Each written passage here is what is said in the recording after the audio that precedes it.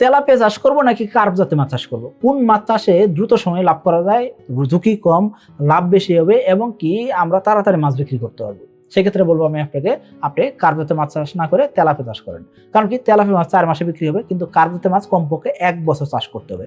এখন যদি আপনি বলেন যে আমি বড় সাইজের মাছ যদি ছাড়ি, সেক্ষেত্রে আধা কেজির জন্য মাছ ছাড়লে 6 থেকে 7 মাস আপনি হয়তো বা কার্প জাতীয় মাছ মোটামুটি সাইজ করে বিক্রি করতে পারবেন। কিন্তু এই ক্ষেত্রে আপনাকে একটা বড় পুঁজি খাটাইতে হবে।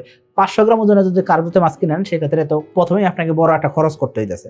কিন্তু আপনি যখন তেলাপিয়া চাষ করবেন, শুরুর দিকে এত ইনভেস্টমেন্ট লাগবে না, কিন্তু আপনি 4 মাসে বিক্রি করবেন, যেহেতু 4 মাসের ভিতরে আপনাকে ওইরকম ক্যাপিটাল খাটাইতে হবে, না হলে আপনি তেলাপিয়া থেকে ভালো রেজাল্ট করতে পারবেন না। এখন কথা হলো, তেলাপিয়া যদি চাষ করেন, সেক্ষেত্রে একই পুকুরে কমপক্ষে আপনি 2 বার, অনেকে 4 বার পর্যন্ত তেলাপিয়া চাষ করেন, কারণ কি 4 মাস অন্তর অন্তর বিক্রি হইতেছে, তো এটা সম্ভব হইতেছে। কিন্তু কার্প জাতীয় মাছের ক্ষেত্রে বছরে 1 বার উৎপাদন করা যায়, এবং কি প্রতি কেজি কার্প জাতীয় মাছ উৎপাদন করতে গেলে 2 কেজির মতন খাবার লাগে। তেলাপিয়ার ক্ষেত্রে মাত্র 1200 থেকে 1300 গ্রাম খাবার লাগে। এখন কথা হলো যে এই যে কার্প জাতীয় মাছ উৎপাদন করবেন, সেক্ষেত্রে উৎপাদন খরচ কিন্তু কম, কিন্তু লাভের পার্সেন্টেজ বেশি। অর্থাৎ যত টাকার মাছ বিক্রি করবেন, তার অর্ধেক টাকা আপনার খরচ হবে, আর অর্ধেক টাকায় লাভ হইতে পারে, কিন্তু মাত্র বছরে 1 বার লাভ হবে। তেলাপিয়ার ক্ষেত্রে আপনি 3 টাকার যদি মাছ বিক্রি করেন, সেক্ষেত্রে দেখবেন কি 2 টাকা খরচ, 1 টাকা লাভ।